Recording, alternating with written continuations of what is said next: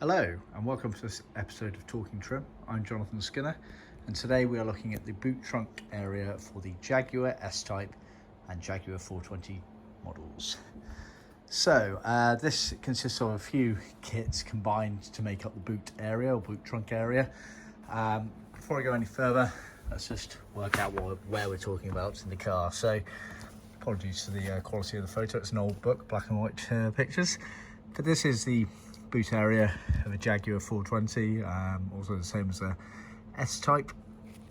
What you had here was a big mat on the floor, then you had some elements that went up the side just here and also here where the hinged area for the boot lid were, and then you actually had some panels that went on the left and right sides, which are these bits here. Now traditionally it was always in black and it was always in Hardura for the main areas. Now Hardura is this material here. It's a felt back plastic coated PVC material with a grain on it. So that's traditionally what was used for the actual mat, and then these sides here, and then the actual boot sides, the vertical panels, these bits here, as well as this boot lid, which is not seen in this photo. It's up here basically. It's on the actual lid, sort of domed oval piece there. That traditionally was in a black grained millboard material such as this here. So that's originally how they left the factory, and of course that is how we can supply them, and that's how we supplied the majority of our S-Type and 420 kits. However, this customer has asked for a bit more of an upgrade on there, so we have used the Deluxe Wool Carpeting material for all areas. So we've used it for sort of the boot, main floor area, those two little stepped areas, the hinged areas there where the mechanism for the lid comes down, and then the panels themselves. They're still the millboard material cut on our CNC, but then we've trimmed round with the carpet there so it all matches up. It's a really nice upgrade actually in the boot trunks. It's sometimes seen as somewhat unnecessary, but really does add something to the car, especially on these Jaguar saloons, because they do have a sizable boot area, and so it is nice to add a bit of colour and a bit more prestige to them. Cut on our CNC, they do have the pilot holes for various fixings, etc., and same again with the boot lid there. It's the millboard material there.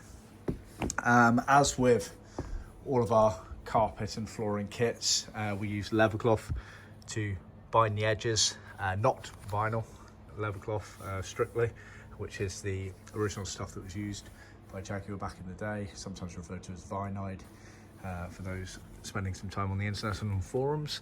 A lot of other companies out there use vinyl, which isn't as neat and tidy for edging carpets there. So check out our blog handbook area for more information on the benefits of using Leathercloth over vinyl, barring the obvious originality. But yeah, that's the kit we offer there. Bear in mind, we do also offer a kit that goes up the vertical bulkhead area that's sort of behind the rear seats in the main cabin of the car. So bear that in mind, we have got a pattern for that as well. So check out our website for that. It's worth noting as well on pieces like this, where you've got elements that are edged, obviously where the mechanism comes down here, but the rest are cut but not edged.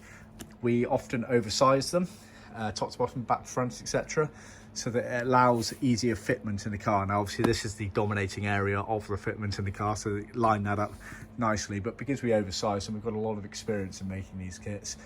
It makes your life a lot easier. You can just tuck the unbound edge underneath the adjacent either carpet or panel, wherever it is in the car, and it just allows for a nice easy fitment in the car without any elements of the bodywork showing. So just bear that in mind. We do have a lot of experience making these kits, and we know the best ways to fit them to the car.